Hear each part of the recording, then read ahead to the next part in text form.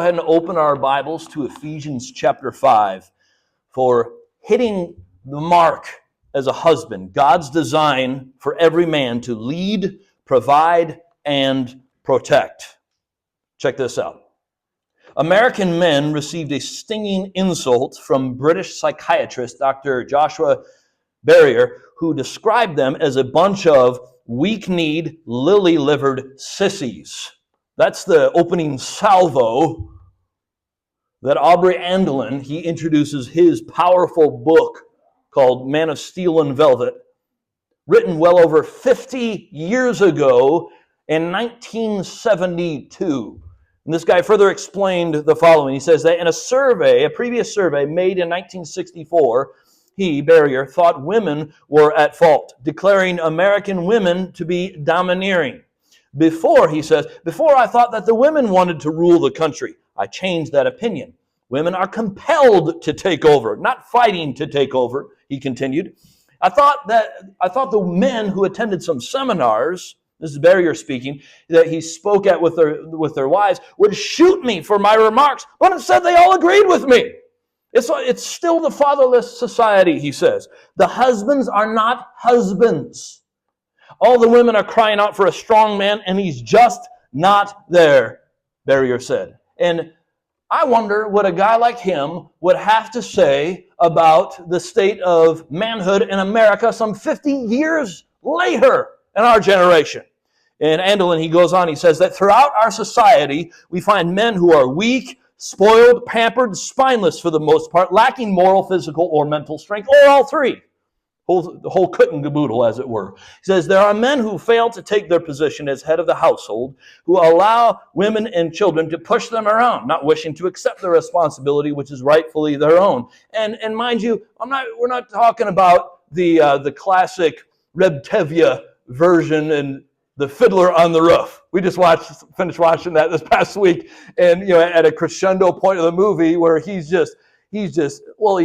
obviously upset because the issue's going on with his daughters, and one marries a Marxist, the other marries just a guy that's not a Jew, because they're Russian Jews themselves. And at one point, he wanted to see his son-in-law, who is a Jew, to see he's a tailor in the village there, and he wants to see his new sewing machine. And basically, the point is that Reb Tevye, both him and his wife are at each other, and he's asserting his position as head of the household. And he really goes into it. And he says, I am the head of this house.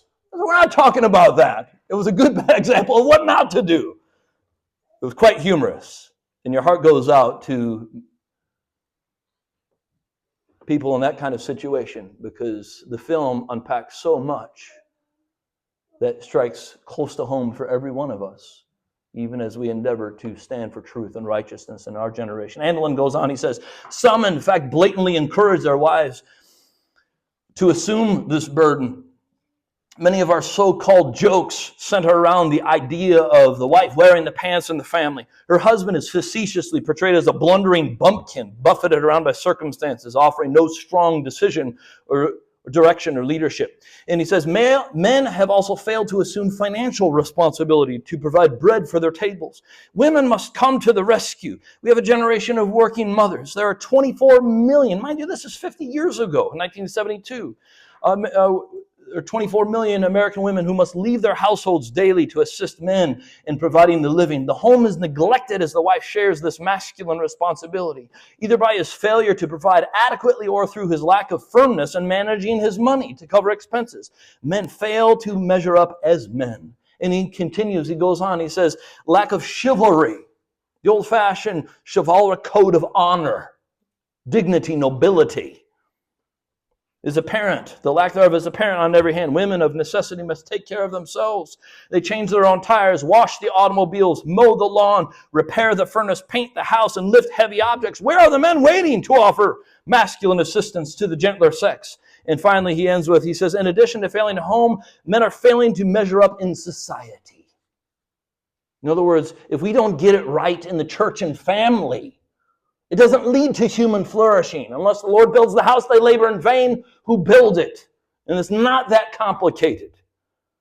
We are in a period of crisis, he says, where it is likely that the great inheritances we enjoy from the labors and sacrifices of generations past may be lost. Freedom is in jeopardy.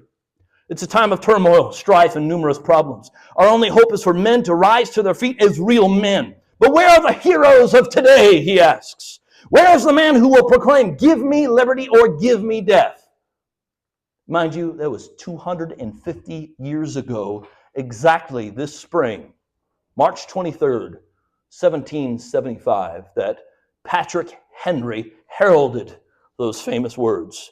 Where are the men willing to sacrifice time and energy to rescue a dwindling society? So in Ephesians chapter 5, as we zero in on this text of Scripture, we're going to check out what it looks like, what it means to hit the mark as a husband for manly leadership, manly provision, and manly protection.